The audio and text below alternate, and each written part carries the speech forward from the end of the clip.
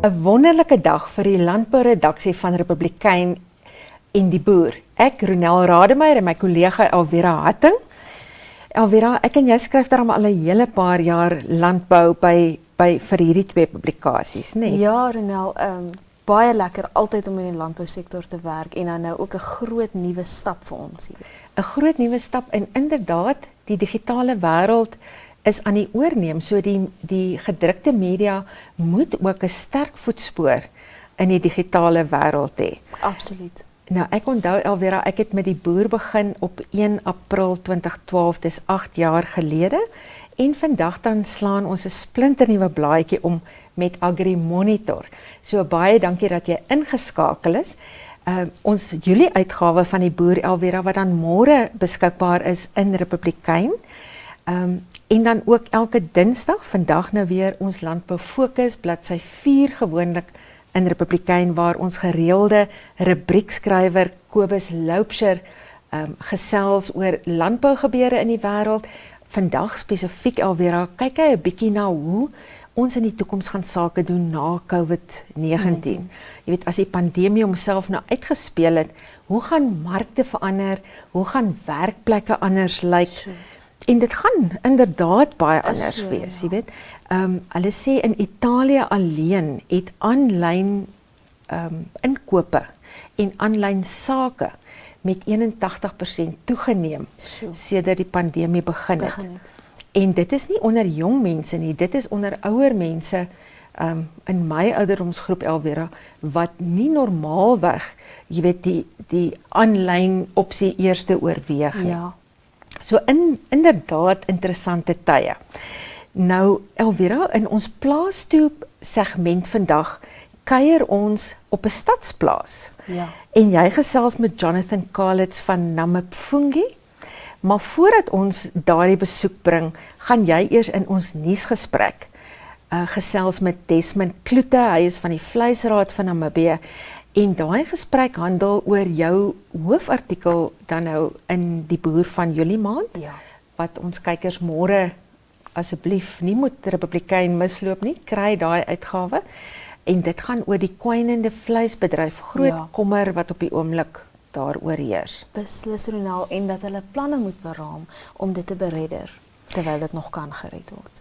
Elvira, maar terwyl dit in die vleisbedryf op die oomblik eintlik kommerwekkend sleg gaan, is daar wel een bedryf binne die landbousektor waar sake blom. Ja. Vertel vir ons meer. Beslis, Ronel, dit is dan nou die bosbenuttingsbedryf, of soos hulle die nuwe woord biomassa wat gebruik word in Namibië se geval, verwys dit dan nou spesifiek na indringerbos. Nou die Namibiese Houtskoolvereniging het dan nou op 24 Junie al Charcoal Village, dan nou naby Otjiwarongo begin. Daar kon net 'n beperkte hoeveelheid mense die geleentheid bywoon, maar baie interessant, tydens die geleentheid het hulle onder meer demonstreer hoe nuwe kielens gebruik kan word wat baie meer doeltreffend daarin is om houtskool te maak, maar dan nou ook baie minder rook maak. So dis baie meer omgewingsvriendelik. Daar is ook ander demonstrasies die dag gewees, soos hoe om biochar te vervaardig, of dan nou brandbestryding. Ons weet is baie belangrik vir mense wat dan nou kole maak, en dan is daar nou ook boere wat touwys gemaak is oor brikette. Nou, die Namibië Houtskoolvereniging het aangedui dat hulle hierdie dag gaan wil herhaal, omdat weens COVID-19 beperkings daar nie soveel mense kan bywoon as wat graag sou wou of belangstelling getoon het nie. Ronel, terselfdertyd dan nou, die afgelope jaar het Houtskool dan nou spesifiek baie goed gedoen. Soos jy sê, dit is dan nou die landbou deel wat steeds aanhou presteer het. Ons het dan nou in die 2018-2019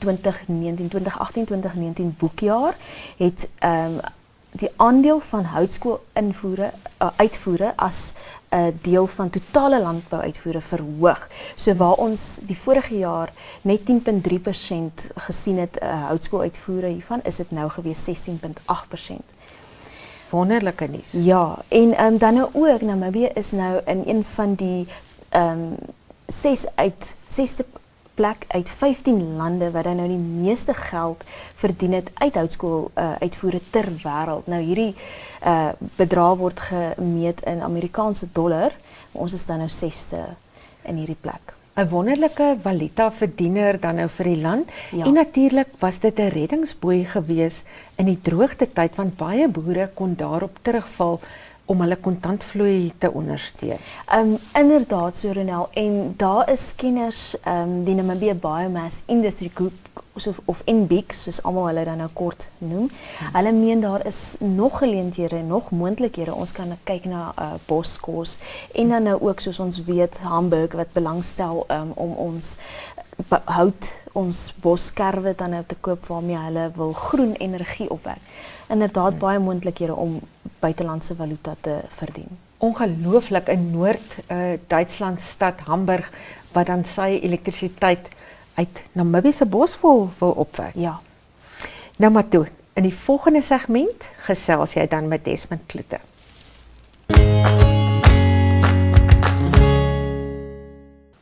By my dan nou vandag meneer Desmond Cloete, hoofbemarkingsbeampte by die Vleisraad. Baie welkom by ons meneer Cloete. Ja, baie dankie. Nou, ons verstaan dat die vleissektor of dan nou die lewendehawesektor in Namibië die afgelope tyd baie swaar gekry het en syfers lyk nie baie goed nie. Vertel ons bietjie wat gaan aan.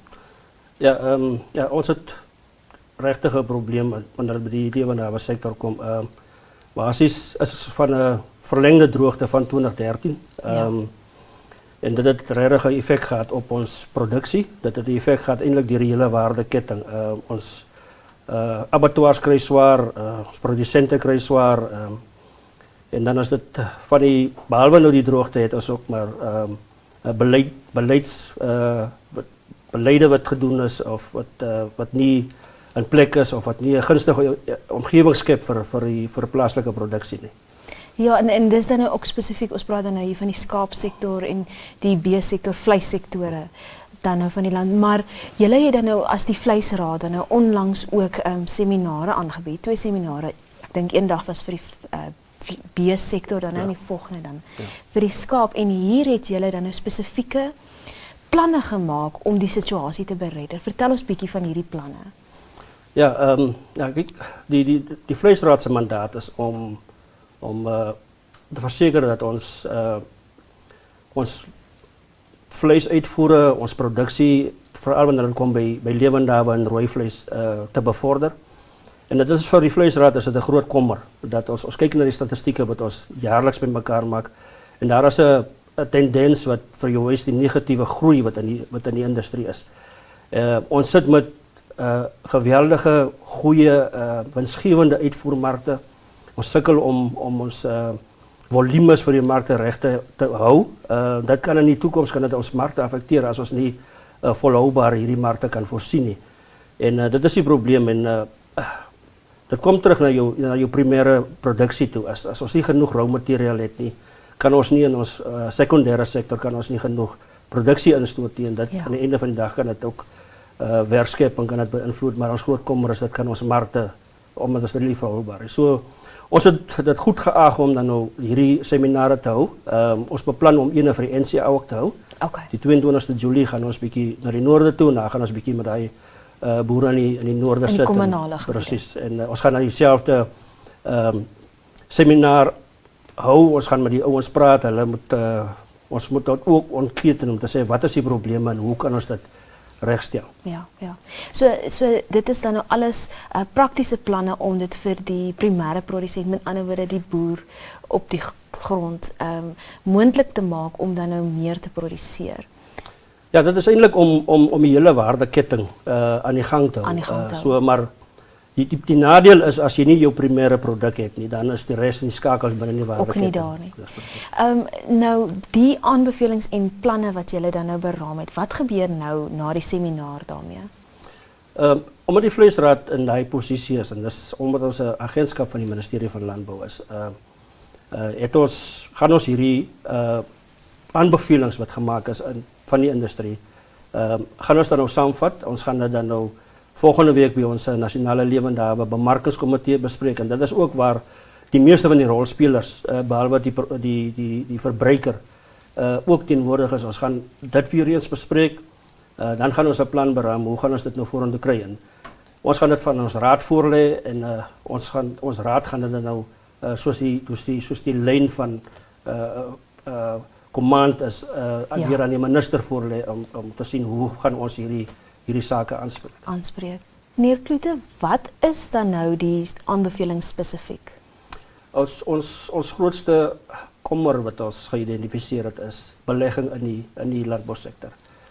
Ons is bekommerd oor die tekort in begroting op nasionale vlak, want dit het 'n negatiewe effek op dienslewering, byvoorbeeld jou voorligtingsdienste, wat veral ons opkomende boere en ons hervestigingsboere baie nodig het. En dit kan help om produksie aan te spreek. Privaat belegging in die industrie is ook genoem as 'n tekort en heidaglik is die ministerie van Landbou besig wat hulle noem 'n nasionale landbou investeringsplan, hoe om dan nou beleggings te lok vir die industrie. Tweedens, ons kom van 'n droogte af en Namibië is een van die droogste lande suid van die Sahara, so ons moedig die ministerie aan om die nasionale droogte policy te hersien. Daarin versoek ons ook dat hulle kyk na 'n herbestokkingsskema. Want ons sit met 'n probleem dat ons nasionale kudde, daar is gerugte dat dit ons sit met 40% van die nasionale kudde wat ons sê 7 jaar terug gehad het. En dit is ons probleem dat ons nie rou materiaal het nie. Maar ons derde probleem of tekortkoming wat ons geïdentifiseer het is beleide wat nie gunstig is vir primêre produksie nie. Ons bevat byvoorbeeld die kwantitatiewe beperkings wat op die skaapskema gesit is. Dit het 'n effek gehad dat produksie in die skaapbedryf het omtrent gehalveer. As ons kyk na statistieke voor die skema geïmplementeer is, het ons 1.4 miljoen skaap bemark. Heidaglik bemark ons 700,000 skaap.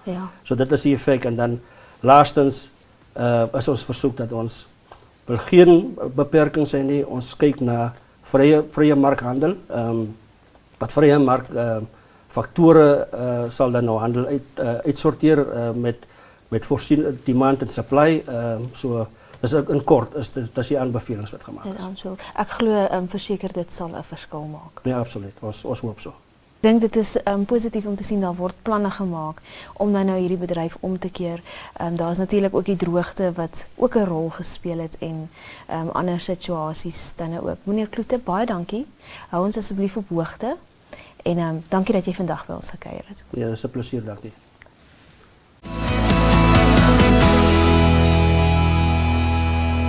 Dit was dan ons nuusgesprek. Dankie Elvira en volgende gaan ons plaas toe.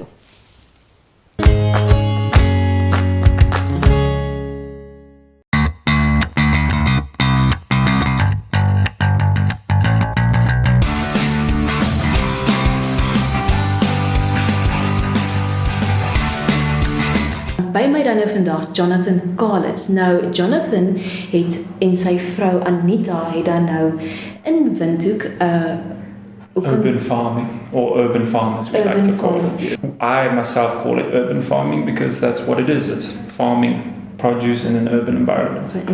Which is quite amazing. And you guys produce like microgreens, let's call it mushrooms to start there. Well, I'm not certain if it's the first urban farm. It's just one that I've been thinking of doing for a long time.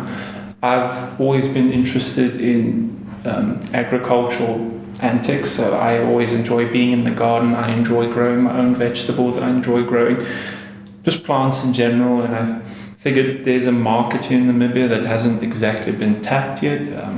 Mushrooms themselves are extremely nutritious and healthy produce, and I just figured it's something that works in an urban environment, and it ties into my mentality that I'm trying to figure out a way that we can take farming in Namibia to the future due to our constraints in our country. Water is scarce, fertile land is scarce, and trying to be more sustainable for the future.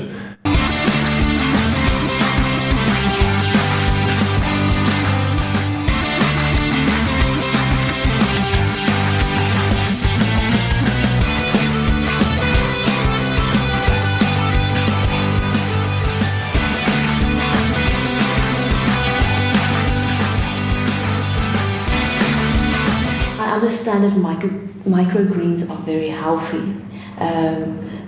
For whom do you also cater? Well, the microgreens and mushrooms, both of them are a health-orientated food. Microgreens are, I call it more of a luxury item for being used in your food and catering services. It's mainly used as a garnish to spruce up the visual appeal of your dish, but as more and more research has gone into it, and people have found that it is highly nutritiously dense in terms of your vitamins and minerals and such, so it can be used as a sort of superfood. It's a good boost to your diet. And then the mushrooms themselves, for example, a lot of vegans and vegetarians, mushrooms are used as a meat alternative. There's a couple of others as well, but mushrooms have that natural meatiness to it. When I first tasted your oyster mushrooms and your buna shimijis, your shiitakes, I realized there's a wide variety of tastes and textures to mushrooms as well. They're not just mushy, yucky things to eat.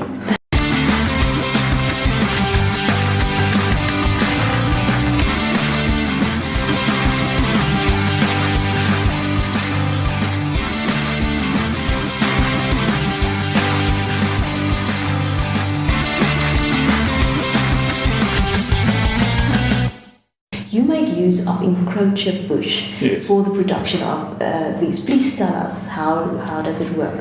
Well, with the encroaching bush, a lot of the uses for it I find are quite linear. A lot of the people that are utilizing it's either turning into charcoal or it's being converted into some sort of livestock feed, which I think it's great. It's a good way to utilize it, and I just thought I would like to try a different approach to utilizing it. It is a waste product of biomass, it's called. It's an agricultural waste product. And to produce food out of it, sustainable food source for the human population, as well as removing or utilizing that agricultural biomass as a two birds, one stone, correct type of substrate that the strains of mushrooms I grow, they proliferate on it quite well. That is amazing, and you guys are also using very little water. Yes, that's correct. Due to us growing in an urban environment, that's one of the key factors of it is you can use up to 95% less water per square meter than you would on typical agricultural land. Well, the warehouse itself is approximately 270 square meters. I'm only utilizing half of that at the moment, and there's space for expansion on top of that.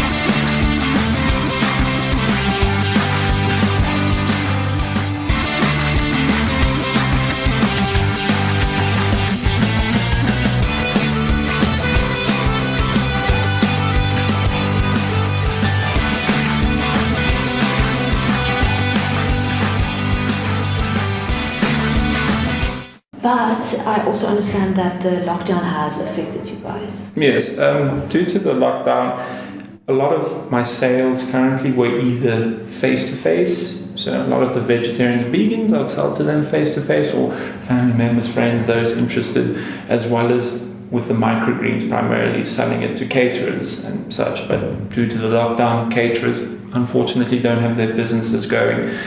I wasn't able to be face-to-face with my clients as well. So I have been on hiatus with regards to that at the moment, but we should be up and running soon again. Okay. I would love to in the future assist in the setting up of farms. Once I myself have completely nailed down the way to do it for myself, I'd love to spread that knowledge to other farmers, because I think they're doing a wonderful job supplying the country with produce the best they can. And I would love to educate people and help them take it further with a more sustainable approach, to get the youth interested in farming and to try and get the stigma away from it that it's hard, back-breaking labor, always in the fields, low income generation source. Try and get away from that stigma and say, listen, just be innovative with what you do, and to foster a love for it, because it's an ever-expanding industry. Yes. The more people, the higher your population, the more your demand for food is. Yes. Simple as that. You can find us on Facebook at Namib Fungi, as well as on Instagram at Namib Fungi, I believe it's called. My contact details are also all there. I've been contacted on our business email address, which is namibfungus@gmail.com. And as I said, my cell phone number and such is all on the website and everything.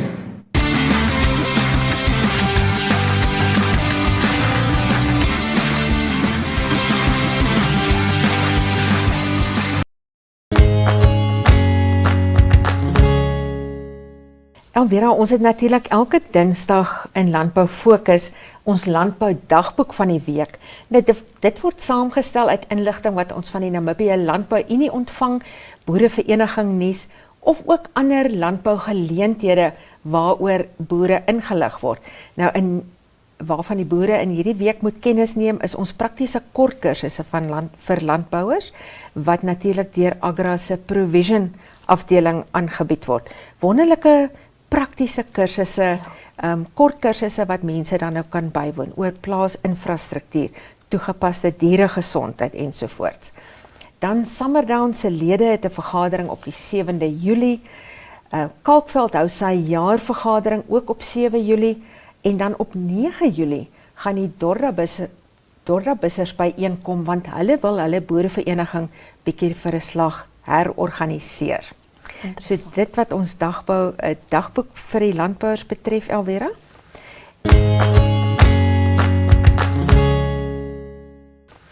En natuurlik ons veilingskalender wat op die agterblad van die boer verskyn maandeliks en dan mense op hoogte bring oor al die veilings wat plaasvind.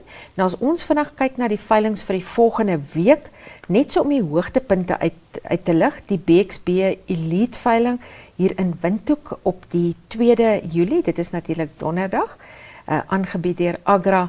Nou BXB is natuurlik Brownvee en Brahman. Ons weet Henriette in Lawrence Legrandsie met hulle Aurora Brownvees dan ook daarbey betrokke, ook Geskoei se kleinvee produksieveiling donderdag hier in Windhoek. Zico dan die seun van Piet Coetzee, wat vroeër vanjaar aan kanker oorlede is. Op die 7de, dis volgende Dinsdag, Elvira, uit Jan Blou sy van Rooi veiling by Goggas. Dit dan wat ons veilingskalender betref.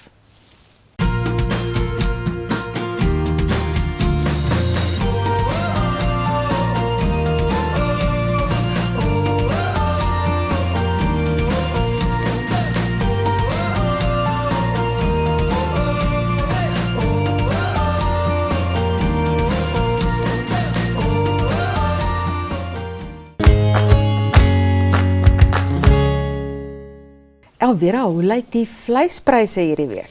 Ronel, ek dink ek gaan fokus op die baie gesogte A-grade. As dit dan nou kom by beesvleis of spesifiek dan nou wat Meatco betaal het vir A1 graad, dan is dit verwys so spesifiek na karkasse tussen 220 kg en net onder 225 kg. A1 het dan nou 46 Namibiese dollar is daarvoor betaal en dan nou swaarder as 260 kg is daar dan nou $46.48 betaal. As ons beefkor, wat dan nou die C-klas abattoir is, of die plaaslike abattoir is, wat plaaslik lewer, het dan nou vir diere bo 180 kg A1 graad dan nou $43 per kilo betaal. Kleinvee se A1 by die Farmers Meat Market, Mariental, die skaap abattoir, $76 dan vir A1 en Natural Namibian Meat Producers, ook skape vir A1 dan nou $72.17 per kilo. Ek dink wat dan nou dalk meer interessant is dan nou Lapta se syfers. Die gemiddelde, dit verwys ook dan nou weer na veilings, die gemiddelde prys per kilogram vir die afgelope week vir tollies of speenkalf mengsel, $30.84, tollies alleen dan nou $32.24, as dit Nguni tollies, wat dan nou bietjie ligter is, $26.17, verse $29.19 en dan nou in Nguni verse $23.14. Stoor osse $25.31, stoor verse $23.42, slag osse $21.56, slag verse $21.32. Vet koeie dan nou 'n lekker $20.26, dan gaan ons na maarkoeie wat 'n verrassende $78 per kilo voor betaal is. Ja, en dan nou slagbulle, $17.59 per kilo, koeie met kalwers, $19.68. Slagskape, spesifiek dorpers, 1050. En dan nou slagskape, vetsterte, $33.21. Dankie Elvira, dit dan die vleispryse beskikbaar gestel deur die Vleisraad van Namibië en natuurlik verskyn dit elke Dinsdag ook op die Landbou Fokusblad in Republikein.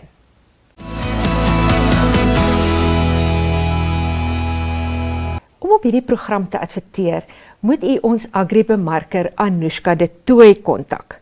Anushka, vir mense wat graag met die landbousektor wil kommunikeer oor 'n produk of 'n diens, het ons verskeie moontlikhede waar hulle kan adverteer. Ons het die Landbou Fokusblad wat elke Dinsdag in Republikein verskyn. Ons het ons maandelikse uitgawe van die Boer.